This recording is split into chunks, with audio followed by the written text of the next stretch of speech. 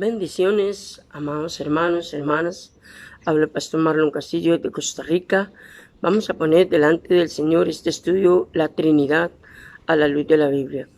Padre, en el nombre precioso de Jesús, ponemos delante de ti este estudio. Lo entregamos y lo ponemos en tus manos, en el nombre de Cristo Jesús. Amén. Bendiciones, vamos a continuar. ¿Por qué los cristianos creen en la Trinidad? Muchas veces la gente critica a los cristianos, ¿verdad?, que creemos en el Padre, el Hijo y el Espíritu Santo. Lo importante de este estudio, amados hermanos, es a la luz de la Biblia entender por qué, si mucha gente dice, es que en la Biblia no dice la palabra Trinidad. Y es cierto, no lo vas a encontrar en ninguna parte de la Biblia. No está directamente, está implícito, pero no directamente. Entonces, la Biblia enseña claramente que hay un solo Dios. A eso es lo que se llama la Shekinah, ¿verdad? Deuteronomio 6:4. Sin embargo, a las tres personas se le llama Dios. Hay algo muy interesante cuando usted hace un estudio, ¿verdad?, ya más profundo de Deuteronomio 6:4, que más adelante lo voy a hacer, con respecto a la Trinidad. Que usted tal vez dice, Marlon, pero es que ahí dice Jehová Dios uno es. Cuando se habla de unidad, en Deuteronomio 6:4 hay que irnos a un diccionario teológico, hay que irnos a la palabra griega, hay que irnos al significado griego, el contexto real de ese pasaje. Entonces es importante, amados, que si usted lo lee así por encima, usted va a decir, es que aquí dice que Jehová Dios es uno solamente, no hay más. Ahí la misma Biblia lo dice. Y usted tal vez dirá, ¿cómo voy a rebatir a una persona que no cree en la Trinidad?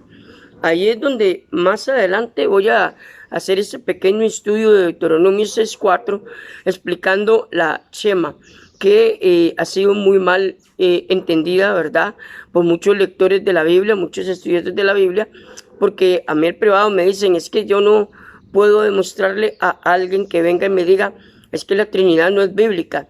Y si usted estudia toda la palabra, desde Génesis hasta Apocalipsis, en toda la Biblia, oiga, en toda la Biblia se menciona esta expresión.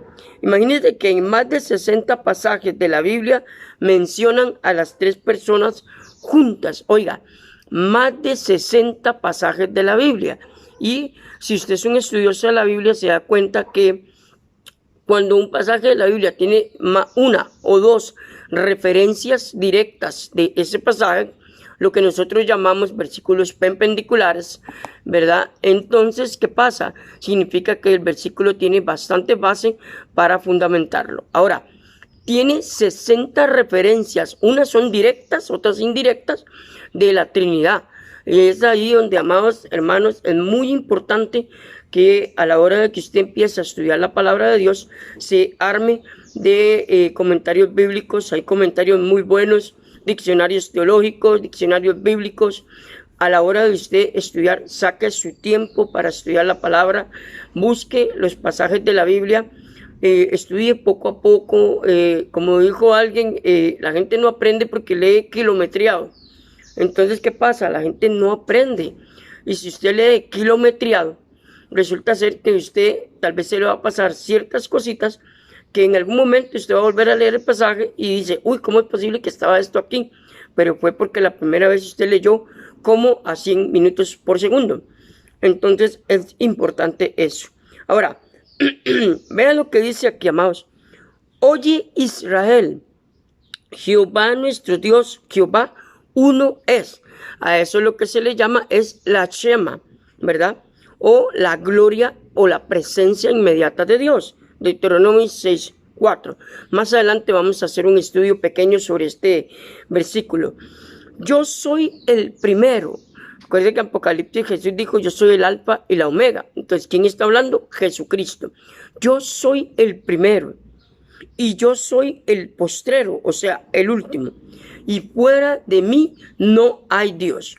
Vean qué interesante. Primero está Deuteronomio 6:4 y después está esta referencia, ¿verdad?, de Isaías 44, 6 y 8 y Isaías 43, 10, donde dice, yo soy el primero y yo soy el postrero. y fuera de mí no hay otro Dios. Ahora, mucha gente lee el Pentateuco y aparece donde Dios habla de otros dioses. Y la gente dice, pero aquí dicen estos pasajes que está hablando de otros dioses. Ok, ahí es donde usted tiene que estudiar esto con mucho cuidado con respecto al griego. Porque la palabra logos significa, aunque usted no lo crea en griego, varios dioses. No se habla solo de un solo Dios. Y es interesante eso. Pero cuando Dios habla de que Él dice que Él es el Logos, como dice en Juan 1:1, Jesús dijo yo soy el Logos, está haciendo referencia de que Él es el único Dios verdadero en acción. La palabra Logos significa el Dios en acción. Y los otros son dioses, llamémoslas entre comillas, creados por el hombre o por la mitología. Acuérdense que en los inicios de la palabra, siempre en los inicios de la era del mundo, de la humanidad, los babilónicos, los persas, los cananeos, los heteos, los fariseos, todos ellos siempre traían sus costumbres religiosas, ¿verdad? Y eran muy buenos para traer lo que son dioses paganos. Y el pueblo de Israel fue muy influenciado por los babilonios, los persas, los cananeos, los heteos y otros montones de religiones, ¿verdad? Y pensamientos politeístas de otras creencias. Entonces, vea qué interesante. El pueblo de Israel convivió durante muchas naciones, Babilonia, Egipto, los persas, los medos y todos estos, y obviamente aceptaron o recibieron costumbres de ellos porque ellos vivían ahí. Entonces, lastimosamente, el pueblo se volvió sincretista. ¿Qué quiere decir sincretista? Amados, la mezcla de religiones. Entonces, voy a darles un ejemplo. Por un lado, en la montaña adoraban a Jehová, Dios de los ejércitos, pero por otro lado, adoraban al dios Moloch, a Astaret y a otros montones de dioses paganos que tenían esos imperios. Entonces, vemos ahí el sincretismo religioso que existía. Entonces, son cosas, amados, que a la hora de estudiar el Pentateuco, usted tiene que tener en mente. Entonces, por eso la Biblia no es solo Biblia. Acuérdense que la Biblia fue escrita con un pensamiento occidental y nosotros tenemos un pensamiento oriental. Tenemos, y hay mucha diferencia entre ellos y nosotros, ¿verdad?, en nuestra era. Entonces, es importante que a la hora que usted vaya estudiando ciertos temas, por ejemplo, la Trinidad, la divinidad de Cristo, lo que es Juan y otros temas teológicos, primero, aprenda a buscar el trasfondo político, social, cultural, religioso del libro en que usted va a estudiar. Y principalmente busque la parte religiosa. Eso le va a ayudar a extender su conocimiento del tema que usted va a tratar. Entonces, mucha gente me dice, Marlon, es que yo no entiendo la Biblia. Pero no hay nadie que les explique cómo estudiar la Biblia. ¿Por qué? Porque la Biblia no es solamente la Biblia, también fue escrita por judíos con pensamientos judíos, costumbres judías que Dios muchas veces permitió que quedaran impregnadas ahí en la escritura y Dios no las quitó, las dejó, las permitió. Por alguna soberana razón, el Señor las permitió. Gracias a Dios existen eruditos bíblicos, gente que sabe más que nosotros somos solamente principiantes de estudiosos de la Biblia, ¿verdad? Pero el poquito conocimiento que vamos adquiriendo, conforme vamos metiéndonos más en la palabra, vamos extendiendo nuestro conocimiento de cualquier tema que usted vaya a abarcar. Entonces, amados, es un consejo que les quiero dar, que cualquier libro de la Biblia que usted vaya a leer, primero busque la parte social, la parte cultural, la parte política y principalmente la parte religiosa. Digamos, voy a dar un ejemplo, usted va a estudiar Romanos y mucha gente me ha dicho, Marlon, es que Romanos es muy complicado. Y yo les he dicho, ¿usted sabe para quién escribió Pablo a Romanos? ¿Cuál era el contexto romano? ¿Qué era el imperio romano? ¿Cuál era la costumbre romanas? ¿Cómo pensaban los romanos? ¿Por qué Pablo muchas veces se expresaba en ciertos capítulos así con respecto a los judíos y los romanos? Entonces ahí es donde usted va a poder entender Romanos. Igual Efesios, Corintios, Timoteo, las cartas paulinas, Apocalipsis, ¿verdad? Juan, que es 100% teológico. Entonces, amados, es mucho lo que hay que aprender de la palabra. Entonces, vean qué importante que es entender estos temas, pero ir estudiando con mucho cuidado. Acuérdese de eso. Un buen estudiante de la Biblia siempre va a tener su diccionario bíblico o un diccionario teológico, comentarios bíblicos que son muy buenos, le van a ayudar mucho de ese libro. Un comentario de Juan, un comentario de Romanos, un comentario de Efesios, un comentario de Deuteronomio, Levítico, qué sé yo. Entonces, eso le va a ayudar montones. Vamos a continuar. Entonces, yo soy Jehová, oiga, y ninguno más, oiga, hay y no hay Dios fuera de mí. Isaías 45:5. Vea qué interesante, estamos leyendo Isaías. Y para eso usted tiene que leer Isaías, tiene que primero entender por qué es Isaías, en qué rango está Isaías. Porque acuérdense que Isaías está en el rango de los libros proféticos, ¿verdad? Profetas mayores, porque se le llama profetas mayores. Ahora, cuando usted va a leer, por ejemplo, Isaías 45, usted tiene que aprender a ver por qué Isaías escribió esta parte y por qué Dios está hablando así. Porque si usted lee solamente el versículo, usted va a tomar un versículo y va a hacer tal vez una doctrina de donde hay un texto y un contexto de ese pasaje. Muy importante. Vamos a continuar. El Padre es Dios. Oiga, el Padre es Dios. El Verbo era Dios. Juan 1, 5 al 14. Es uno de los pasajes más controversiales para mí de toda la historia en la teología. ¿Por qué? Porque si usted estudia sectas y religiones, amados, muchas sectas tratan de quitarle la autoridad y la divinidad de Cristo solo por Juan 1:1. Y podría mencionar un montón de sectas, ¿verdad? Que Juan 1:1 ponen a Cristo como inferior al Padre. Entonces, es uno de los pasajes para mí principales en la doctrina de la Trinidad, que es muy controversial este pasaje. Entonces, seguimos y vea lo que sigue diciendo. Jesús se lo identifica como el Verbo. La palabra verbo significa el logos, encarnado. Verbo representa acción, movimiento. Ok, yo y el Padre, está hablando Jesús, yo y el Padre, vea lo que dice, uno somos. Ok, acuérdese que hablamos que vamos a estudiar Deuteronomio 6:4 más adelante. Ahí es donde voy explicando este tema de la Trinidad a la luz de la Biblia. Cuando ya entendamos Deuteronomio 6:4, ¿verdad?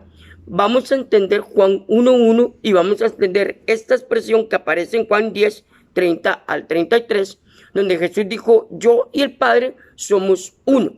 Entonces, ahí es donde, por eso, amados, yo voy a ir despacio con este estudio de la Trinidad, porque yo quiero que a usted le quede bien claro. Al final, usted tomará su decisión, si es bíblica o no la Trinidad, que esa es mi intención con este estudio. Tomás, el discípulo de Jesús, llamó a Jesús mi Señor y mi Dios. Oiga, la palabra Señor en griego significa dueño y amo absoluto de todo.